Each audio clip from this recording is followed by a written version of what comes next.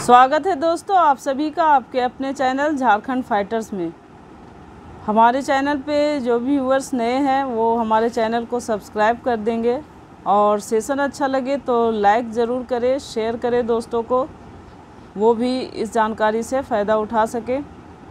तो आज दोस्तों हम लोग इसलिए यहाँ पे आए हैं कि जो 17 मार्च को प्रारंभिक परीक्षा जेपीएससी की हुई है उसका आंसर की जारी कर दिया गया और उम्मीद करती हूँ कि आप लोगों ने उससे आंसर की से अपना आंसर मिलान कर लिया होगा। मैंने आंसर की के जो नोटिफिकेशन आए हैं उससे संबंधित वीडियो भी बना के डाल दिया, आप लोग वहाँ से भी जाकर देख सकते हैं या वेबसाइट पे जाके देखें। जहाँ भी जाकर देखना है, मिलान करना है, आप लोग मिलान कर ले ताकि आप लोग आगे की रणनीति तय कर सकें कि मेंस के एग्ज़ाम की तैयारी कैसे करें। आपका मार्क्स कितना आ रहा है उसके अनुसार आपको तैयार होना है। अगर इस बार मार्क्स नहीं आया तो भी कोई बात नहीं दोस्तों, अगला जेपीएससी जो आने वाला है उसकी तैयारी अभी से आप लोग करें और उम्मीद करती हूँ कि अगले जेपीएससी तक आप लोग फुलफिल तैयार हो जाएंगे, क्योंकि इस बार तो थोड़ा शॉर्ट टाइम दिया गया था। तो अभी से आप लोग उसमें लग जाइएगा। कुछ कैंडिडेट की डिमांड थे कि मेंस का कौन सा बुक पढ़ें मेंस की तैयारी के लिए, तो उसी पे मैंने आज ये वीडियो बनाया है कि आप लोगों को कौन से पेपर का कौन सा बुक पढ़ना है। मेरे हिसाब से मुझे जो समझ में आया है, जो अच्छा लग रहा है कि इससे क्वेश्चन आते हैं, यहाँ से आप लोगों को बहुत हेल्प मिलेगा इस बुक से, उस बुक का नाम मैंने रिकमेंड किया है। तो आप लोग इसको देखेंगे। देखिए पेपर वन होगा आपका, उसका मार्क्स होगा आपका कुल 100 अंक। इसमें आपके होंगे सामान्य हिंदी एवं सामान्य अंग्रेजी। देखिए दोस्तों, यहाँ मैं एक बात बता देना चाहती हूँ कि इसके जो मार्क्स होते हैं सिर्फ क्वालिफाइंग नेचर के होते हैं, अलग से इसका जो मार्क्स होता है वो जुड़ता नहीं है आपके मेरिट में। यहाँ पे सिर्फ आपको ये जो परीक्षा देना है उसमें पास होना है, पास मार्क्स लाना है। तो इसके लिए एक बुक आती है दोस्तों डॉक्टर मनीष रंजन का सामान्य हिंदी एवं सामान्य अंग्रेजी बोल के, वहाँ जेपीएससी भी लिखा हुआ होगा। तो वो बुक आप लोग पढ़ सकते हैं, अच्छी बुक है। इससे आप लोग का हिंदी और अंग्रेजी आराम से क्लियर हो जाएगा। फिर है आपका सेकंड पेपर में आपका है दोस्तों लैंग्वेज एंड लिटरेचर, भाषा और साहित्य। ये आपका कुल 150 अंक का होगा। ये जो लैंग्वेज एंड लिटरेचर है ये 150 अंक के होंगे। इसमें आपका सिलेबस आप देख लीजिएगा, वहाँ पे बहुत सारी भाषा का नाम दिया गया है। आपको जो भाषा सूटेबल लगे कि इसमें मैं मार्क्स उठा सकता हूँ तो आप उसको चूज़ कर सकते हैं, या अगर आप सजेशन लेना चाहें तो अभी मैं फ़िलहाल देख रही हूँ कि खोट्ठा का जो भाषा है, खोट्ठा भाषा, वो अभी टॉप पे चल रहा है। उसमें मार्क्स अच्छे आ रहे हैं मेंस में सारे कैंडिडेट के, वही अभी टॉप पे चल रहा है। तो आप लोग अपनी सुविधा के अनुसार खोट्ठा रख सकते हैं, अगर उसको समझते हैं, बोलते हैं या आपको पढ़ना आसान लगे।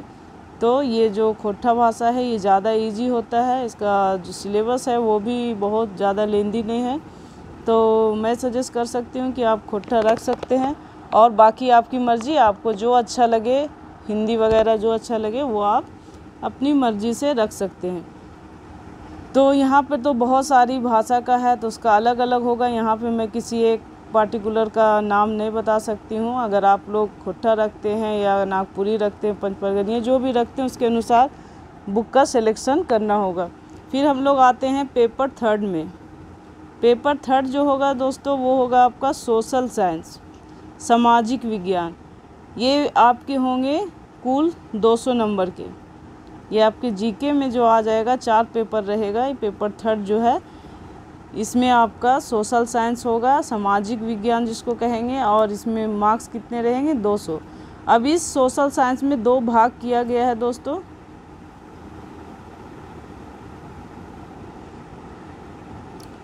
यहाँ देखिएगा आपकी सोशल साइंस में 2 पार्ट आपके हैं, एक है हिस्ट्री और दूसरा है ज्योग्राफी। दोनों में समान मार्क्स के क्वेश्चन पूछे जाएंगे, यानी यहाँ पे 100 तो यहाँ पे भी 100, क्योंकि 200 मार्क्स के हैं तो 100 मार्क्स के क्वेश्चन यहाँ पे पूछे जाने वाले हैं।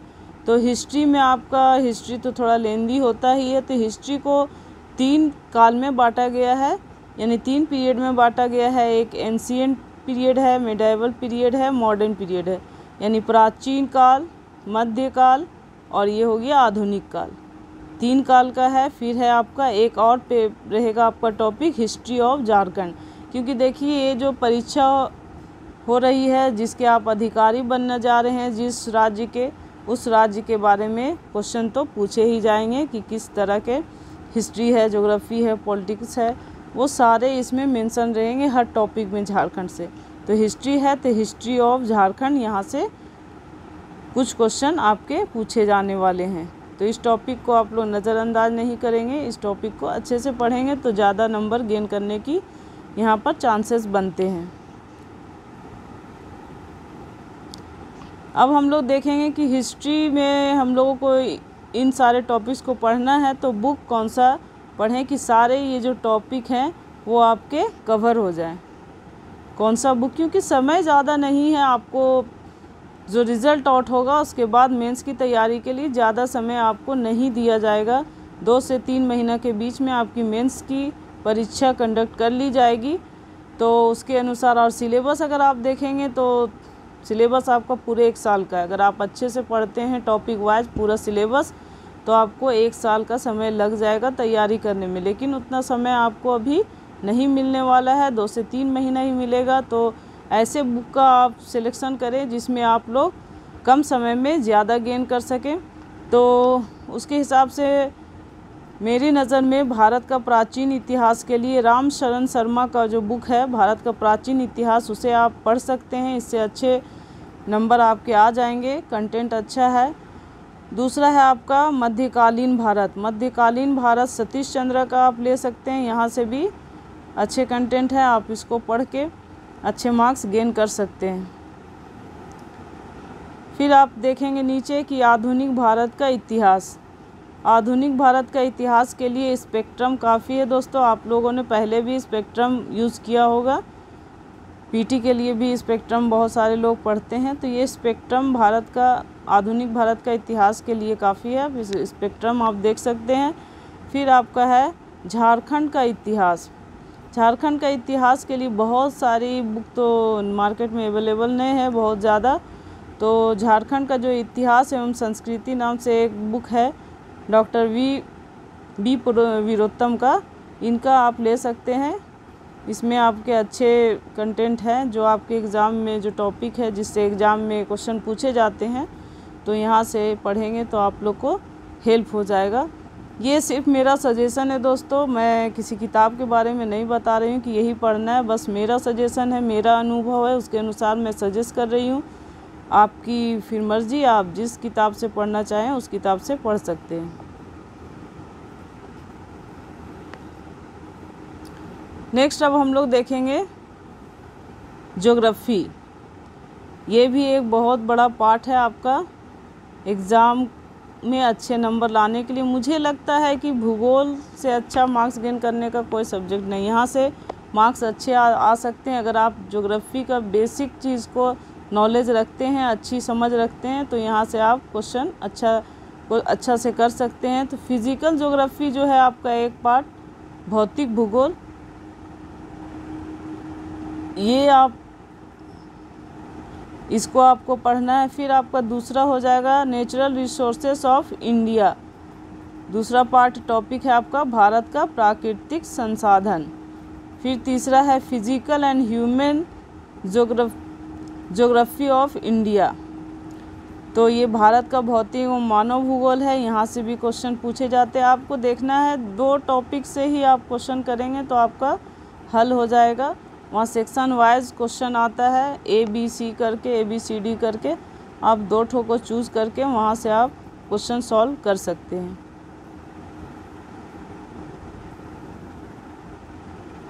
नेक्स्ट आप देख रहे हैं ज्योग्राफी ऑफ झारखंड। जैसे हिस्ट्री ऑफ झारखंड था लास्ट में, उसी तरह आपका ज्योग्राफी ऑफ झारखंड भी है।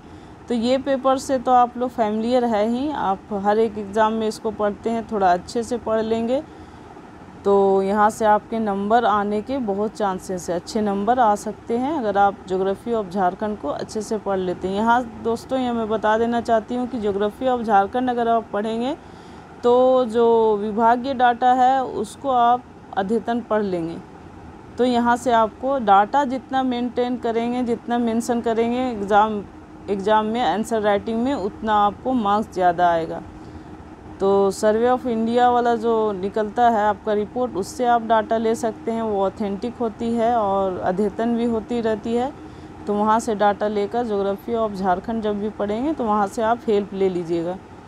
अब यहाँ पर है बुक लिस्ट कि ज्योग्राफी के लिए कौन कौन से बुक आप पढ़ सकते हैं जहाँ से अच्छे नंबर आ सकते हैं। तो फिज़िकल ज्योग्राफी के लिए है सविंदर सिंह का एक बुक है फिज़िकल ज्योग्राफी, उसको आप ले लीजिए। वहाँ से अच्छे हैं, उसमें अच्छा कंटेंट दिया गया है, अच्छे से सारी चीज़ बातें उसमें लिखी गई हैं। फिर दूसरा है इंडियन ज्योग्राफी। इंडियन ज्योग्राफी के लिए माजिद हुसैन फेमस है। ये यूपीएससी के जो तैयारी करते हैं वो सारे कैंडिडेट भी माजिद हुसैन का ही बुक को फॉलो करते हैं। इंडियन ज्योग्राफी के लिए बहुत बड़े ज्योग्राफी के लेखक हैं, बहुत अच्छा लिखते हैं, बहुत अच्छा कंटेंट है इनका। तो मैं सजेस्ट करूँगी कि इंडियन ज्योग्राफी के लिए आप माजिद हुसैन का बुक ज़रूर पढ़ें। अगर आपके पास और कोई बुक हो तो अलग बात है, उसको रखें, लेकिन एक बार माजिद हुसैन का बुक ज़रूर देख लें। Geography of India. अब है लास्ट में ज्योग्राफी ऑफ झारखंड। तब ज्योग्राफी ऑफ झारखंड देखिए, अभी झारखंड स्पेशल के लिए कोई ज़्यादा बुक नहीं आया है। शिवांगन वगैरह का मार्केट में बुक मिलता है, शिवांगन का मैंने देखा है तो ठीक ठाक है, उसमें आप इसको पढ़ सकते हैं।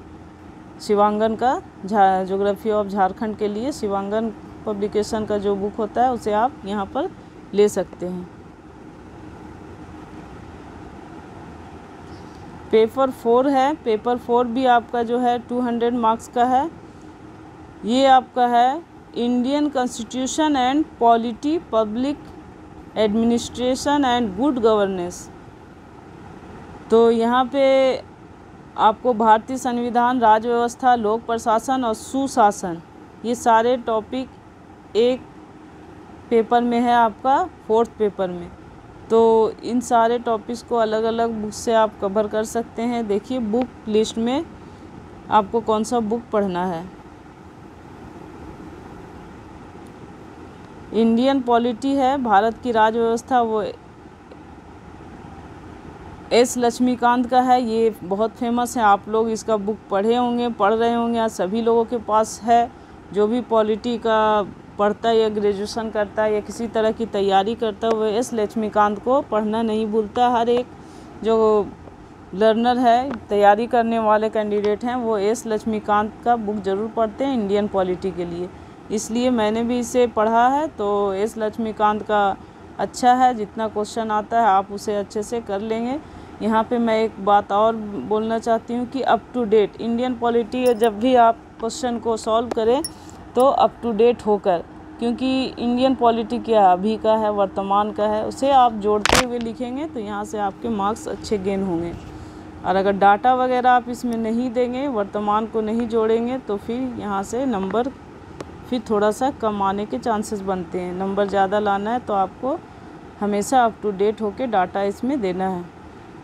फिर दूसरा है आपका पब्लिक एडमिनिस्ट्रेशन। इंडियन पॉलिटी हो गया, पब्लिक एडमिनिस्ट्रेशन, लोक प्रशासन, ये आपका है अवस्थी और महेश्वरी का एक बुक है लोक प्रशासन करके, तो आप इसको ले सकते हैं, बहुत अच्छी बुक है, इसको भी पढ़िएगा। आंसर राइटिंग अच्छे से हो जाएगी। एक बात और दोस्तों, अगर आंसर राइटिंग अच्छा करना है तो आपको हर दिन एक टॉपिक पढ़िए और उस टॉपिक को कम से कम 2 बार ज़रूर लिखिए। जितना आप लिखेंगे, राइटिंग स्किल जितना अच्छा होगा, आपके मार्क्स अच्छे आएंगे। तो मेंस को निकालने के लिए सबसे ज़्यादा ज़रूरत होता है राइटिंग स्किल को बढ़ाना। आप कितना अच्छा से लिखते हैं, आपकी लैंग्वेज कितनी अच्छी है, इस पर आपका मार्क्स डिपेंड करता है। नॉलेज से ज़्यादा आपका यहाँ पे लैंग्वेज, आप किस तरह से जवाब दे रहे हैं, उसका तरीका यहाँ पे ज़्यादा मायने रखता है। क्वेश्चन आपके ज़्यादा हार्ड नहीं आने वाले हैं। आप अगर पीटी पास कर गए, ग्रेजुएशन पास हैं, पीटी पास करके मेंस लिखने जा रहे हैं, तो आपके अंदर उतनी समझ है तभी आप वहाँ तक पहुँचे हैं। तो इसलिए मैं ये कहूँगी कि जो राइटिंग स्किल होता है वो आपको यहाँ पे ज़्यादा से ज़्यादा बढ़ाना है, लैंग्वेज आपको अच्छा रखना है। प्रभावी लैंग्वेज में लिखना है। राइटिंग स्किल समय के अनुसार रखना है। आपके मार्क्स उम्मीद करती हूँ अच्छे आएंगे।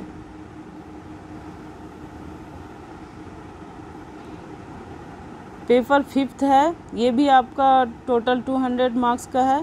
पेपर 5th है आपका Indian economy, globalisation and sustainable development, भारतीय अर्थव्यवस्था, वैश्वीकरण और धारणीय विकास। तो ये सारे टॉपिक जो हैं आपके पेपर 5 में हैं। यहाँ से आपको क्या क्या पढ़ना है, किस बुक से पढ़ना है, तो देखिए इंडियन इकोनॉमी के लिए, भारतीय अर्थव्यवस्था के लिए रमेश सिंह की एक बुक आती है भारतीय अर्थव्यवस्था करके, वो बुक आप ले सकते हैं, उसको पढ़िए। और फिर मैं एक बार कह रही हूँ कि डाटा जो आपका है वो करेंट होना चाहिए, अप टू डेट होना चाहिए। यहाँ पे अगर आप एग्ज़ाम में आंसर राइटिंग कर रहे हैं तो इस बात का ध्यान रखिए। ज़्यादा लिखने की ज़रूरत नहीं है, कम में सटीक डाटा, सटीक आंसर लिखें, आपका मार्क्स अच्छा आएगा। बहुत लोग बोलते हैं कि मार्क्स अच्छा नहीं आता है इंडियन इकोनॉमी में, तो डाटा अगर आप सही से पुटअप नहीं कीजिएगा तो कुछ भी लिख दीजिए, 2 पन्ना 4 पन्ना, मार्क्स आपके कम ही आएंगे। डाटा यहाँ इंक्लूड करना, वो भी अप टू डेट वाला, बहुत ज़रूरी है। फिर है आपका इकोनॉमी ऑफ झारखंड, जैसे हिस्ट्री ऑफ झारखंड था, ज्योग्राफी ऑफ झारखंड था, इसी तरह इकोनॉमी ऑफ झारखंड है। झारखंड का आर्थिक अर्थव्यवस्था क्या है उसके बारे में आपको पढ़ना है। तो इसके लिए मैं कह सकती हूँ सर्वे ऑफ इंडिया का जो रिपोर्ट जारी होता है वो आप देख लें, ये बहुत बेहतर है आपके लिए, इकोनॉमी ऑफ झारखंड के लिए। यहाँ से आपके आंसर राइटिंग बहुत अच्छे हो जाएंगे, डाटा अच्छा मिलेगा आपको सही। फिर है झारखंड की अर्थव्यवस्था करके आपका एक डॉक्टर विद्यानंद चौधरी का बुक है, झारखंड की अर्थव्यवस्था। तो यहाँ से आप इस बुक से भी हेल्प ले सकते हैं, यहाँ से भी आप पढ़ें। फिर से मैं कह रही हूँ कि ये मेरा सजेशन है, मेरा अनुभव के अनुसार मैंने ये बुक का सजेस्ट किया है। आप अगर किसी और बुक से पढ़ना चाहते हैं तो आपकी मर्ज़ी, आप इसे पढ़ सकते हैं। फिर है पेपर 6, ये भी आपका है टोटल मार्क्स 200 का। ये हो जाएगा आपका general science, environment and technology development.